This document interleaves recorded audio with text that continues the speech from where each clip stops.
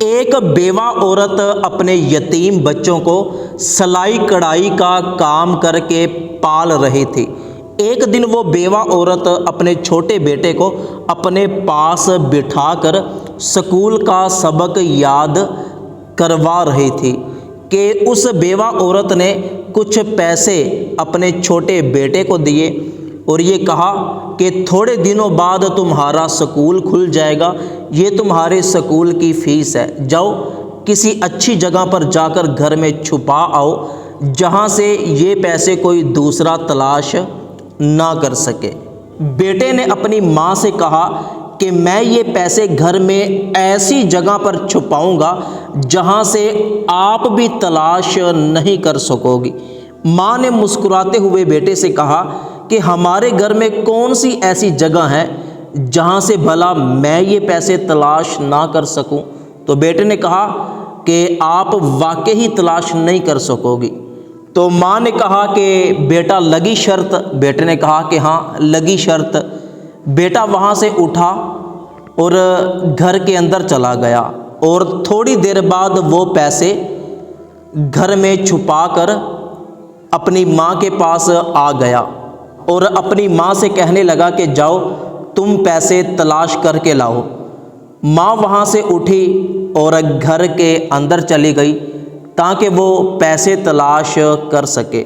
ماں کمرے میں گئی، جا کر بیڈ پر پڑے ہوئے سرہانوں کے نیچے، بیڈ کی چادر کے نیچے اور بھی کمرے کے اندر جو ضروری سامان تھا سارا سامان ادھر ادھر کر کے دیکھنے لگی کہ پتہ نہیں میرا بیٹا کہاں پر پیسے چھپا گیا ہے۔ ماں نے اپنے گھر میں موجود سامان کی اچھے طریقے سے تلاشی لی، ہر چیز کو بڑے اچھے طریقے سے دیکھا کہ شاید اس کے نیچے پیسے رکھے ہوں گے، شاید اس میں پیسے رکھے ہوں گے، شاید اس میں پیسے رکھے ہوں گے۔ گھر کا سارا سامان الٹ پلٹ کر دیکھنے کے باوجود بھی ماں پیسے تلاش نہ کر سکی۔ آخر کار ماں اپنے بچے کے پاس جا کر بیٹھ گئی اور کہنے لگی کہ میں ہار گئی، نہیں معلوم کہ تم کہاں پر پیسے چھپا آئے ہو۔ بیٹے نے ماں سے کہا کہ اب میں آپ کو بتاتا ہوں میں نے پیسے کہاں پر چھپائے تھے۔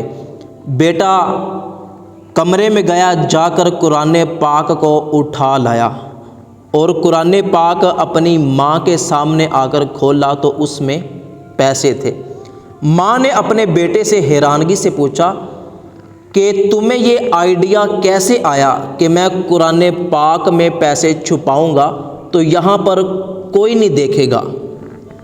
تو بیٹے نے جواب دیا کہ کئی مہینوں سے ہمارے گھر میں موجود قرآن پاک کو کسی نے نہیں کھولا۔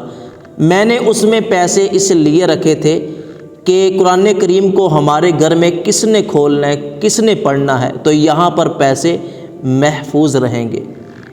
بچے کی یہ بات سن کر ماں بچے کے سامنے بہت زیادہ شرمندہ ہوئی اور یہ سوچنے پر مجبور ہو گئی کہ کتنے افسوس کی بات ہے کہ کئی مہینوں سے ہم نے قرآن مجید جیسی مقدس کتاب کو کھول کر نہیں دیکھا۔ تو دوستو حقیقت یہی ہے کہ ہمارے گھروں میں کئی سالوں تک قرآن مجید پڑھا رہتا ہے لیکن ہمیں پڑھنے کی توفیق نہیں ہوتی۔ تو اللہ پاک سے دعا ہے کہ اللہ پاک مجھے اور آپ کو قرآن کریم کی تلاوت کرنے کی توفیق عطا فرمائے۔